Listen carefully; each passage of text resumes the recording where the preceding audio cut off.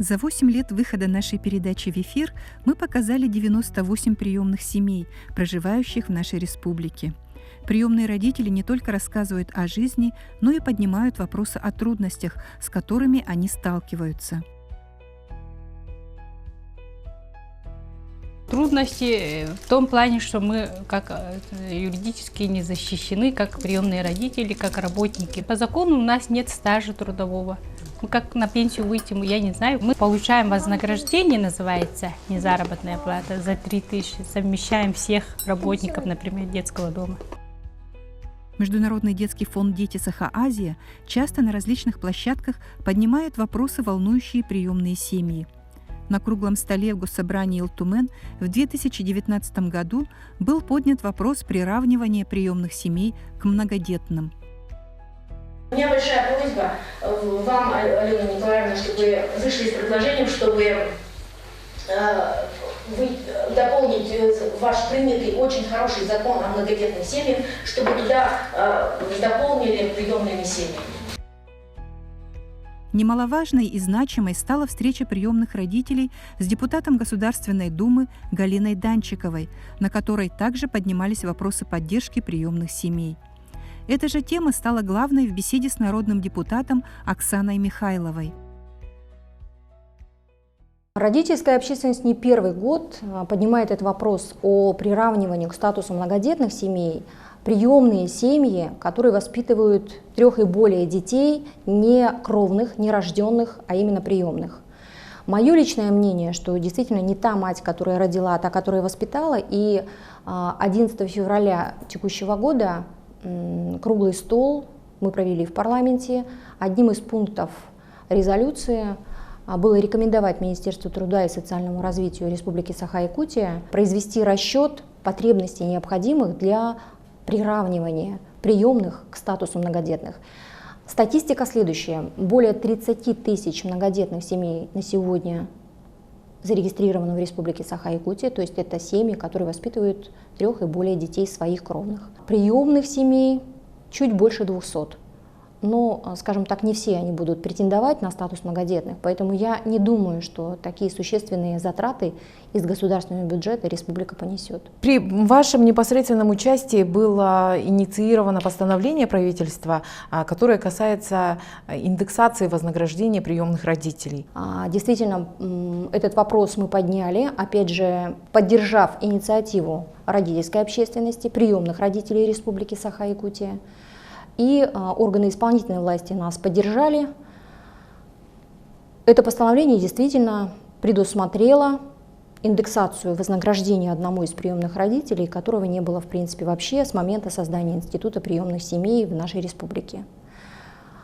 Это достижение на республиканском уровне. Если говорить о значительной поддержке приемных семей на федеральном уровне, то я назову решение о компенсации проезда в отпуск приемным родителям, которые пенсионеры, это так называемый северный отпуск. И этот вопрос решился на уровне Федерального законодательного собрания летом прошлого года. Это существенное подспорье, и теперь наши приемные родители, которые уже пенсионеры, воспитывают детей в своих семьях, через Пенсионный фонд России могут раз в 2 года пользоваться таким проездом. Если говорить вообще о необходимых мерах для укрепления статуса приемных семей, то здесь нужно очень хорошо подумать, допустим, над пересмотром регламента рассмотрения судебных исков. Исков имеется в виду, которые подают органы опеки и попечительства в отношении определения статуса ребенка, оставшегося без опеки и попечительства. Для того, чтобы передать в приемную семью, этот ребенок должен быть решением суда обозначен как ребенок, оставшийся без попечения родителей, и только после этого идут денежные выплаты на приемного родителя и на ребенка, на содержание, на питание, на одежду и так далее. Очень много в нашей практике случаев, когда по тем или иным причинам судебное решение задерживается, иногда до полугода. И единовременное пособие, которое, в принципе, государство предусматривает на период, если все строго по регламенту, 2 недели даются органам опеки на то, чтобы инициировать судебный иск, 2 недели на рассмотрение в суде и плюс еще месяц на то, чтобы решение вступило в силу. Но когда мы говорим о том, что по полугода мы не можем найти ответчика, мамашу, которая, в общем-то, алкоголичка и уклоняется от исполнения родительских обязанностей, она может вообще не проживать на территории муниципального района, может быть, даже за пределами республики. И по закону у нас на сегодня ответчика мы должны, органы опеки и попечительства муниципальных районов ответчика должны привести в суд. Других вариантов суд не разрешает. Поэтому все это время у нас ребенок, как правило, находится уже в приемной семье, но денежных выплат семья не получает. Я бы еще назвала очередным шагом законодательного собрания народных депутатов, как мер по охране приемных семей, необходимость пересмотреть вместе с органами исполнительной власти, вместе с Министерством труда и социального развития Республики Саха-Якутия функциональные обязанности специалистов отдела опеки. Я уже сейчас не говорю о том, что у нас на руки специалисты очень важного уполномоченного органа получают 25 тысяч рублей на руки, а мы самое дорогое и самое такое вот проблемное возложили как ответственность на их плечи.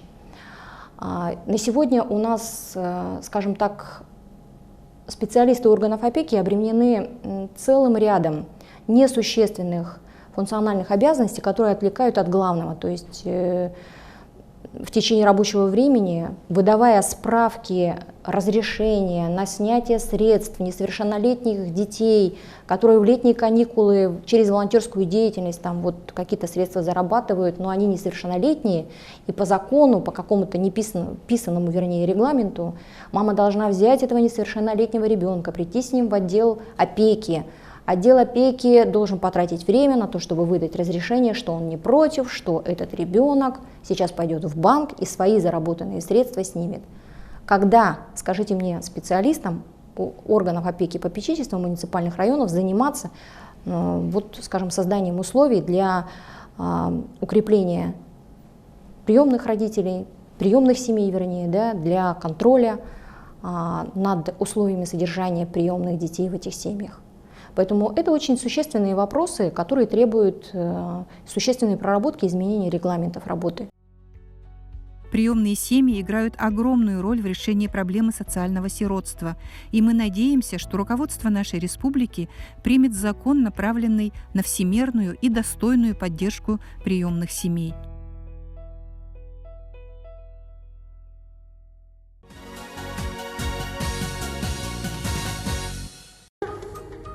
Знакомьтесь, это Сахамин. Сахамину 2 года. Он у нас очень улыбчивый, ласковый мальчик, проявляет интерес к звуковым ярким игрушкам. Из-за основного диагноза он еще не ходит. Ходит с опорой, но в основном он ползает на четвереньках. С интересом познает окружающее пространство, любит тактильный контакт, пальчиковую гимнастику, массаж, стремится к индивидуальному общению. А еще Сахамину очень нравится проводить время в комнате релаксации, наблюдая за световыми эффектами.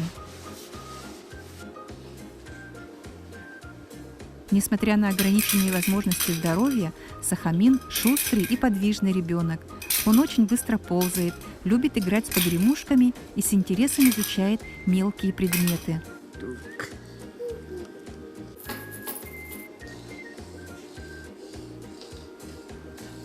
Сахамин ласковый, спокойный малыш. Он с удовольствием общается, любит, когда с ним ходят, проявляет любопытство ко всему происходящему вокруг.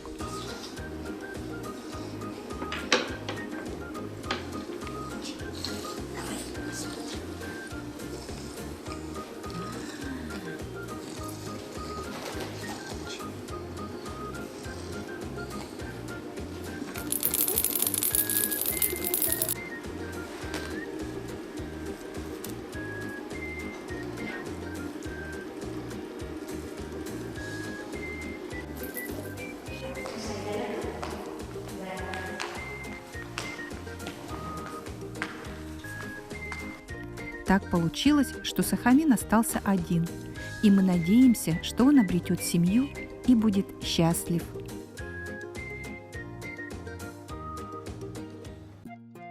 Давайте будем знакомиться. Нас зовут Аня, нам 1 годик и 5 месяцев. Мы уже ходим. Сейчас в данное время мы учимся держать ложку и самостоятельно кушать. Очень девочка аккуратная, добрая. Самостоятельно пытается сидеть на горшке, сама пытается одеваться. Любит рассматривать картинки, слушать сказки. Красивая, да. Ой, и пчелка здесь, и божья коровка. О, нажимай сюда. Оп. Теперь сама нажимай. Нажимай. Вот так. Молодец. С помощью воспитателя Анечка вовсю ходит, преодолевая любые расстояния и достигая желаемого. Девочка очень любит проводить время в комнате Монтессори, изучая интересные развивающие игрушки и открывая что-то новое для себя. Анечка смышленая и развитая девочка. Она любит заниматься с воспитателем, послушно и с интересом изучая новые игрушки. Молодец. Снимается, держи-ка. Вот, что там такое? Вот сюда, вот так. О, молодец. У Ани очень хороший аппетит. Она с удовольствием ест и пьет любимый сок.